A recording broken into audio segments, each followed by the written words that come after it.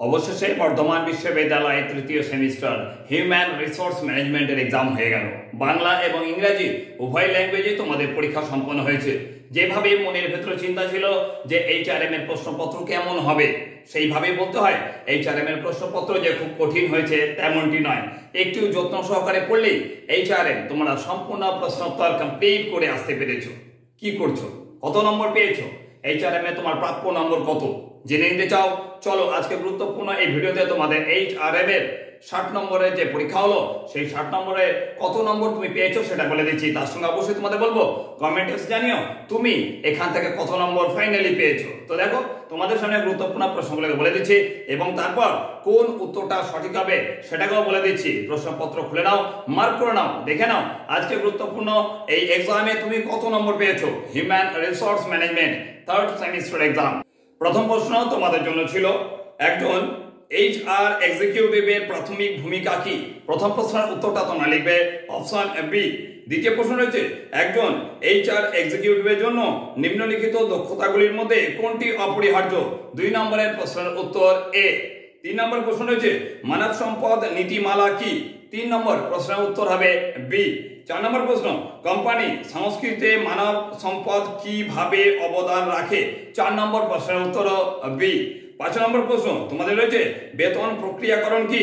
এই 5 নম্বর প্রশ্ন তার উত্তরটা তোমাদের হবে অপশন বি। এখানেও বি চলছে।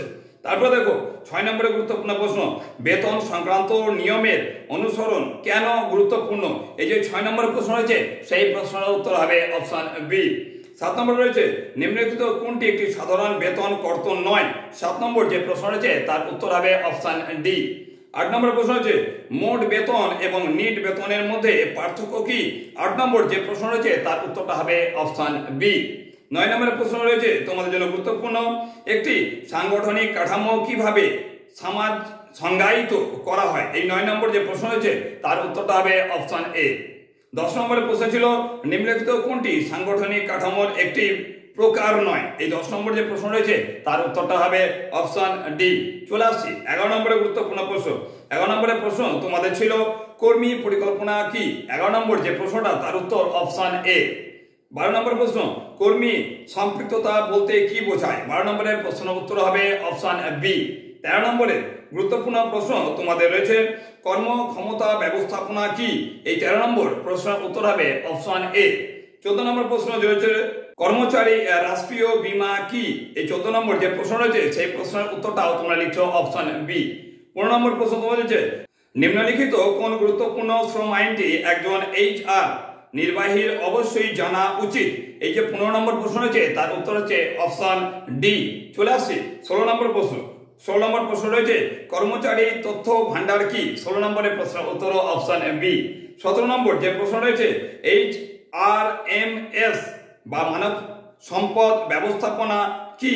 এই 17 নম্বর যে প্রশ্ন রয়েছে সেই প্রশ্নের উত্তর হবে অপশন এ। ঠিক লিখেছো তো, ভালো করে মিলিয়ে নাও।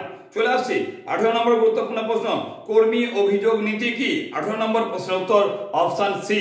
19 নম্বর প্রশ্ন হচ্ছে নিয়োগ প্রক্রিয়া কি। এই 19 নম্বর যে প্রশ্ন রয়েছে তার উত্তরটা হচ্ছে অপশন বি। 20 নম্বরের প্রশ্ন হচ্ছে অন বোর্ডিং কি। এই যে 20 নম্বর প্রশ্ন হচ্ছে সেই প্রশ্নটার উত্তর হচ্ছে অপশন এ। 21 নম্বর প্রশ্ন উত্তরাধিকার পরিকল্পনা কি। 21 নম্বর প্রশ্নের উত্তর হচ্ছে অপশন বি। 22 নম্বর প্রশ্ন তোমাদের রয়েছে মানব সম্পদ ব্যবস্থাপনায় প্রশিক্ষণ কেন গুরুত্বপূর্ণ। এই যে 22 নম্বর প্রশ্ন রয়েছে 22 নম্বরের প্রশ্ন উত্তর অপশন বি। 23 নম্বর প্রশ্ন রয়েছে এইচআর বিশ্লেষণ কি। এই যে 23 নম্বর সেই প্রশ্নের উত্তর অপশন বি হবে। চলে আসছি 24 নম্বর প্রশ্ন ভারতে কর্মচারীদের রেকর্ড বজায় রাখা কেন গুরুত্বপূর্ণ। এই 24 নম্বর যে প্রশ্ন হচ্ছে সেই প্রশ্নের উত্তর অপশন এ। 25 নম্বর যে প্রশ্নটা তোমাদের সামনে রয়েছে বেতন প্রক্রিয়াকরণের জন্য কর্মচারীদের কি কি মূল তথ্য রাখা প্রয়োজন। এই যে 25 নম্বরে গুরুত্বপূর্ণ প্রশ্ন রয়েছে সেই প্রশ্নের উত্তর অপশন বি হচ্ছে। 26 নম্বরে গুরুত্বপূর্ণ প্রশ্ন রয়েছে ডিজিটাল কর্মচারী রেকর্ড গুলি কি। এই যে 26 নম্বর প্রশ্ন উত্তর রয়েছে এই প্রশ্নের উত্তর আমার এখানে যেটা মনে হচ্ছে কখনো দেখা যাচ্ছে অপশন বি হতে পারে আবার অপশন ডি ও হতে পারে। আমি তো বলবো অপশন বিটা করাই পারফেক্ট হবে। তুমি আমাকে কমেন্টে এসে জানাচ্ছো এই 26 নম্বরের প্রশ্নের উত্তর অপশন বি করেছো না অপশন ডি করেছো, তবে বিটা হওয়ার সম্ভাবনাটাই পারফেক্ট বলে আমার মনে হচ্ছে। 27 নম্বরে যে গুরুত্বপূর্ণ প্রশ্ন তোমাদের রয়েছে বেতন নির্ধারণের উদ্দেশ্যে বেতনের কোন উপাদানগুলি রেকর্ড করা হয়? 27 নম্বর প্রশ্নের উত্তর অপশন এ। 28 নম্বরের প্রশ্ন রয়েছে বেতন স্লিপ কি? এই 28 নম্বর প্রশ্নের উত্তর অপশন বি হবে। 29 নম্বর, 29 নম্বর প্রশ্ন গ্র্যাচুইটি কিভাবে গণনা করা হয়? 29 নম্বর প্রশ্নের উত্তর অপশন এ। 30 নম্বর প্রশ্ন ভারতে কোন কোন বিধিবদ্ধ সুবিধার রেকর্ড রাখা প্রয়োজন? এই 30 নম্বর প্রশ্নের উত্তর অপশন ডি। 31 নম্বর প্রশ্ন তোমাদের সামনে রয়েছে কর্মচারীদের জন্য কর সম্পর্কিত কোন রেকর্ড রক্ষণ করা হয়? এই 31 নম্বর যে প্রশ্ন রয়েছে সেই 31 নম্বর প্রশ্ন উত্তর অপশন সি। 32 নম্বর প্রশ্ন রয়েছে ন্যূনতম মজুরি রেকর্ড কি এবং কেন এটি প্রয়োজনীয়? 32 নম্বর প্রশ্নের উত্তর অপশন বি। 33 নম্বর প্রশ্ন রয়েছে তোমাদের সামনে নিয়োগকর্তাদের কেন উপস্থিতি রেকর্ড রাখা উচিত? 33 নম্বর প্রশ্নের উত্তর অপশন বি। চলে আসছি 34 নম্বরের প্রশ্ন। 34 নম্বর প্রশ্ন রয়েছে একজন কর্মচারীর প্রস্থানের জন্য কোন রেকর্ড রক্ষণ করা হয়? এই যে 34 নম্বর প্রশ্ন রয়েছে এই 34 নম্বর প্রশ্নের উত্তর অপশন এ। তোমরা কি মনে করছো কেন খুব স্লো হচ্ছে? কারণ আমাকে এখানে মোবাইল দেখে প্রশ্নের উত্তরটা তোমাদের বলতে হচ্ছে, তাই একটু স্লো হয়ে যাচ্ছে, কিছু মনে করো না যেন তোমরা। চলে আসছি 35 নম্বর প্রশ্ন। 35 নম্বর প্রশ্ন হচ্ছে একজন কর্মচারী চাকরি ছেড়ে দেওয়ার পর পিএফ এর কি হয়? এই 35 নম্বর প্রশ্নের উত্তর অপশন এ হবে। চলে আসছি 36 নম্বর প্রশ্ন কর্মচারী ভবিষ্যনিধি তহবিল কি? 36 নম্বর প্রশ্নের উত্তর অপশন বি।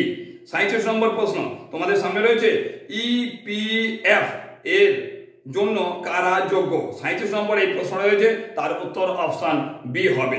38 নম্বর প্রশ্ন যেটা রয়েছে ভারতে কর্মচারীদের বিধিবদ্ধ অধিকার কি কি? এই 38 নম্বর যে প্রশ্ন রয়েছে প্রশ্নের উত্তর অপশন বি। 39 নম্বর প্রশ্ন চলে আসছে। 39 নম্বর প্রশ্ন তোমাদের রয়েছে ভারতের কর্মচারীদের ক্ষতিপূরণ নিয়ন্ত্রণকারী মূল আইন কি কি? 39 নম্বর প্রশ্নের উত্তর অপশন ডি। 40 নম্বর প্রশ্ন গ্র্যাচুইটি কি? 40 নম্বর প্রশ্ন ইএসআই তে কারা অবদান রাখে? এই 40 নম্বর প্রশ্নের উত্তর অপশন এ হবে।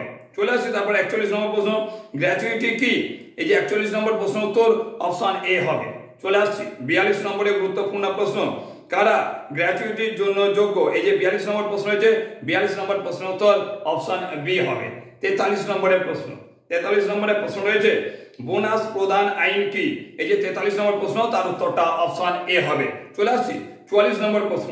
44 নম্বর প্রশ্ন রয়েছে অন্যান্য সকল মানদণ্ড পূরণ হলে কোন যোগ্য প্রতিষ্ঠান বিধিবদ্ধ বোনাস পাওয়ার জন্য একজন কর্মচারীর ন্যূনতম কত সময় কাজ করতে হবে? একটা ন্যূনতম কত সময় একজন কর্মচারীকে কাজ করতে হবে? এই যে 44 নম্বর যে প্রশ্ন রয়েছে 44 নম্বরের প্রশ্নের উত্তর অপশন বি হবে। 45 নম্বরের প্রশ্ন চলে আসছে। 45 নম্বরের প্রশ্ন হচ্ছে বোনাস কি করযোগ্য?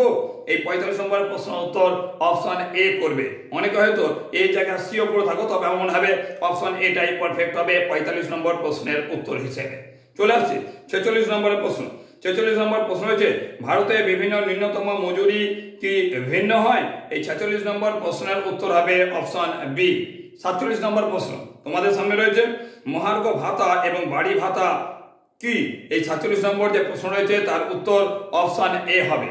48 নম্বরের গুরুত্বপূর্ণ প্রশ্ন তোমাদের সামনে রয়েছে মূল বেতন কি? এই 48 নম্বর প্রশ্নের উত্তরটা তোমরা লিখছো অপশন বি। এবার চলে আসছি 49 নম্বর। 49 নম্বরের প্রশ্ন রয়েছে বেতন স্লিপে বিধিবদ্ধ কর্তন কি কি? 49 নম্বর প্রশ্নের উত্তর অপশন এ। চলে আসছি 50 নম্বরের প্রশ্ন। 50 নম্বরের প্রশ্ন সিটিসি কি? এই 50 নম্বর প্রশ্ন উত্তর করবে অপশন বি। চলে আসছে 51 নম্বর প্রশ্ন বেতন কি কি উপরি লাভ রয়েছে? মানে বেতনে কি কি উপরি লাভ রয়েছে? এই 51 নম্বর প্রশ্নের উত্তর অপশন বি। 52 নম্বর প্রশ্ন রয়েছে এলটিএ কি? এই যে 52 নম্বর প্রশ্ন রয়েছে প্রশ্নের উত্তরটা অপশন এ হবে। চলে আসছে 53 নম্বর প্রশ্ন। 53 নম্বর প্রশ্ন টিডিএস কি? এই যে টিডিএস কি 53 নম্বর যে প্রশ্ন রয়েছে 53 নম্বর প্রশ্নের উত্তর অপশন এ হবে। চলে আসছি 54 নম্বরের গুরুত্বপূর্ণ প্রশ্ন বেতন চক্র কি? এই 54 নম্বর প্রশ্নের উত্তর তোমরা লিখবে অপশন এ। চলে আসছি 55 নম্বর। 55 নম্বর প্রশ্ন রয়েছে বেতন সফটওয়্যার কি? এই 55 নম্বর প্রশ্নের উত্তর অপশন এ লিখছো তোমরা প্রত্যেকে। খুব ভালোভাবে মনে রাখবে, অনেক পরিশ্রম করে এই গুরুত্বপূর্ণ প্রশ্নগুলোকে উত্তরগুলোকে রেডি করে তোমাদের সামনে তুলে ধরছি। আজকে জেনে নিও তোমাদের ফাইনালি এই গুরুত্বপূর্ণ সাবজেক্টে তোমরা কত নম্বর পাচ্ছ। কমেন্ট বক্সে এসে অবশ্যই তোমরা জানাবে। আর ভালো লাগলে এই গুরুত্বপূর্ণ ভিডিওটা তোমার বন্ধুদের বেশি করে শেয়ার করো, যাতে তারাও তাদের প্রশ্নের উত্তর মিলিয়ে নিয়ে কত নম্বর পেয়েছে সেই মানটা জেনে নিতে পারে। তো দেখো চলে আসছি এবার 56 নম্বর প্রশ্ন। 56 নম্বর প্রশ্ন তোমাদের সামনে রয়েছে, কোনটি পেরোল সফটওয়্যার নয়? এই 56 নম্বর প্রশ্নের উত্তর হবে অপশন ডি। 57 নম্বরের প্রশ্ন রয়েছে, সাধারণত কোন বিভাগ বেতন ব্যবস্থাপনা পরিচালনা করে? 57 নম্বর প্রশ্নের উত্তর অপশন বি করবে। 58 নম্বর প্রশ্ন, অফ সাইকেল বেতন বলতে কি বোঝায়? এই 58 নম্বর প্রশ্নের উত্তর এটাও অপশন বি করবে। চলে আসছি 59 নম্বর প্রশ্ন, বেতন ভিত্তিক কর্মচারী স্ব-পরিষেবা পোর্টালগুলি নিম্নলিখিত কি কাজের জন্য ব্যবহৃত হয়? এই যে 59 নম্বর প্রশ্ন, এর উত্তরটা অপশন বি। কি হচ্ছে সবই যেন বিয়ের দিকে চলে যাচ্ছে। লাস্ট 60 নম্বরে যে গুরুত্বপূর্ণ প্রশ্ন হয়েছে, বেতন আউটসোর্সিং কি? এই 60 নম্বর প্রশ্নের উত্তর এটাও উত্তর বি। 60টা গুরুত্বপূর্ণ প্রশ্ন, সেই 60টা গুরুত্বপূর্ণ প্রশ্নের উত্তর তোমাদের সামনে তুলে ধরলাম। তৃতীয় সেমিস্টার এনইপি সিস্টেম এক্সাম শেষ হচ্ছে। কি করবে তোমরা? যদিও ইন্টারনাল কিছু এক্সাম কোনো কলেজে এখনো হওয়ার কথা, তবুও আমরা চলে আসছি 4th সেমিস্টারে।